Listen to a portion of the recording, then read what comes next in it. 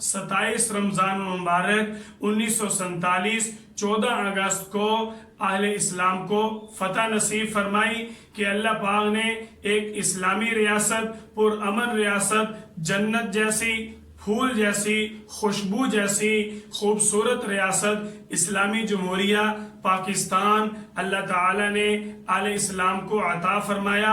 27 رمضان المبارک کو اللہ تعالیٰ نے اہل اسلام کو آزادی نصیب فرمائی کہ اللہ تعالیٰ کا یہ بھی خصوصی فضل ہے، خصوصی انعام ہے اہل اسلام کو جو فتوحات نصیب فرمائی۔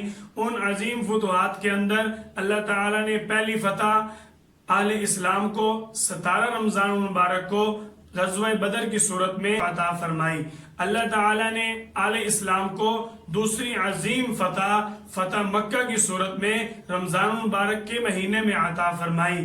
اسی طرح میرے اللہ نے اہل اسلام کو جو رمضان المبارک کے اندر نعمتیں عطا فرمائی، یہ سارے میرے اللہ کے تکوینی فیصلے ہیں کہ رمضان المبارک کے مہینے کے اندر قرآن پاک کا نزول ہونا یہ اللہ کی بہت بڑی نعمت ہے، یہ میرے اللہ کا کلام ہے۔ اللہ تعالیٰ نے رمضان المبارک کے مہینے کے اندر ایک عظیم رات اہل اسلام کو نصیب فرمائی جو رات 1000 راتوں سے افضل ہے۔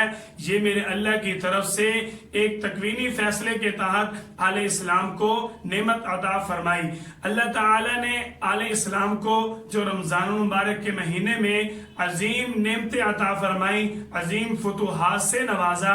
ان فتوحات کے اندر اللہ تعالیٰ کی دی ہوئی ایک عظیم نعمت یوم آزادی 27 رمضان المبارک 14 اگست 1947 ہے کہ اللہ تعالیٰ نے اس دن اہل اسلام کو ایک عظیم اسلامی ریاست عطا فرمائی۔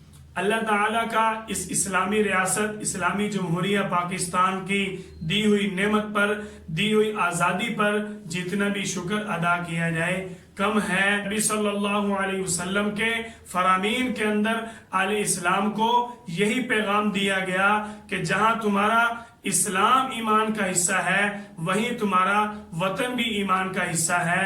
اللہ تعالی ہم سب کو پاکستان کے لیے، اسلام کے لیے ہر وقت ہمہ تن، ہر قربانی کے لیے تیار رہنے کی توفیق عطا فرمائے۔ اسلام زندہ باد، پاکستان پائندہ باد۔